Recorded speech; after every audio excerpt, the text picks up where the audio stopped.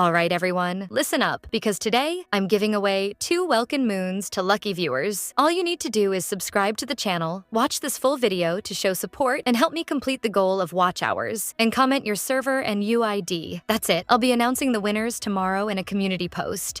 And if you don't claim it within 24 hours, I'll pick another winner. So make sure you're keeping an eye out for that post. And if you don't win this time, no worries. There'll be more giveaways in the future, so you'll always have more chances to win. Good luck to everyone entering, and as always, thank you so much for watching. Your support really means a lot. Now let's get into the topic. Everything kinda got messed up because of the Chronicle banner, so let's talk about which character is actually worth pulling right now. I already made a video about the 5.6 banner, but let's quickly go over the options again, starting with Navia. She's still a solid character. She's not top meta anymore, but she hasn't dropped off completely either. Honestly, she's more versatile than Itto because her kit is reaction-based. So as long as you're creating Crystallize, she can hit big damage. If you don't have a Geo DPS and want one, she's a good pick even at C0. She's F2, P-friendly too. Next we have Raiden Shogun. Archons are always worth considering, but Raiden has been power crept a bit by Varesa and Clorinda. As a main DPS, she's not as strong anymore, but as a sub DPS, she's still very useful, especially in Overload, National, or Hypercarry teams. If you're planning to pull Ifa, Raiden works great in Electro-charged comps with him too, so if you're lacking a strong Electro sub DPS, or want to try Overload setups, she's worth it. Moving on to Kinich. I've already said I regret pulling him. His single target focus makes him annoying to use in group fights, even though his cannon can hit multiple enemies. In the Abyss, every second counts. You really don't want to be waiting around for his cannon to charge. He's only strong in burning reaction teams. Other teams just don't work for him, no matter how hard you try. He also dies pretty quickly, so you'll need a strong shielder or healer to keep him alive. If you already have Emily and plan to build a full burning team, then sure, pull him. Otherwise, he's just not worth it. Now about Escoffier. She's almost a must-pull if you're planning to get Skirk, and she's also a good support for cryo units like Ayaka and Ritzley, and even Neuvillette, but only go for her if you already have cryo mains, or plan to get Skirk. If you skip Skirk and don't use cryo units, she'll just sit unused. As for Neuvillette, she can work with him, but only if you also have Farina and Citlali. Without them, her synergy drops hard. So yeah, pull Escoffier only if your team matches any of these setups. Now let's talk about the Chronicle Wish banner. This banner has separate pity, so your pulls here don't affect regular banners. You're starting from scratch if you go for this. Let's first eliminate the characters who aren't really used anymore. Ayato. Even with Escoffier and Citlali, Neuvillette outshines him in every way. His damage doesn't match up, so it's not worth pulling him. Yoimiya. She used to be amazing with normal infused attacks, but Arlecchino and Mavuika have taken over that space now. Her damage is lower in comparison, and bow characters aren't for everyone. I like her style, but honestly, she's not worth getting right now. Kokomi. She was already controversial when she came out due to low damage and weird kit design. She's still a decent hydro healer, but that's all. Don't pull her unless you desperately need a healer. Now let's talk about the more viable picks from this banner. Ayaka. She's getting a big boost thanks to Escoffier. She was struggling with non-freezable Abyss bosses, but now she's making a comeback. If you're not planning to pull Skirk and love Ayaka, she's definitely a strong cryo DPS, but only pull her if you plan to get Escoffier, otherwise her performance will be underwhelming in today's meta. And if you want Skirk, skip Ayaka. It doesn't make sense to go for both. Shiori. She's a Geo sub DPS. Not everyone likes her, but she's really good with Navia. Her dolls do off-field damage like Farina and help Navia get crystals for her RTK stacks. She also works with Itto, though not as smoothly. If you can get her C1, her damage improves a lot. C2 makes her stronger, and C6 turns her into a main DPS. If you love Geo teams, she's totally worth pulling. Yaimiko. She's an Electro sub DPS and works well with Nahida, Fischl, Raiden, and supports like Kazuha or Sucrose. But her skill animations are a bit slow and easily interrupted, which can be deadly in harder content. Her Electro application is also meh. So honestly, I wouldn't recommend her unless you really like her. Itto. Solid Geo DPS, but only shines in full Geo teams. If you're down for that kind of setup, sure, go for him. If not, Navia's the better choice for a more flexible Geo DPS. Kazuha. Still one of the best grouping supports, but with Xilonen in the game now, who also shreds resistance and buffs, Kazuha's not the only option anymore. If you only want grouping, sure, go for him. But overall, Xilonen might be the better pick now. Until we meet next time, go check out my other videos. You might find them helpful or at least entertaining. May the gacha gods bless your pulls. And if they don't, well, at least we cry together. See you in the next one.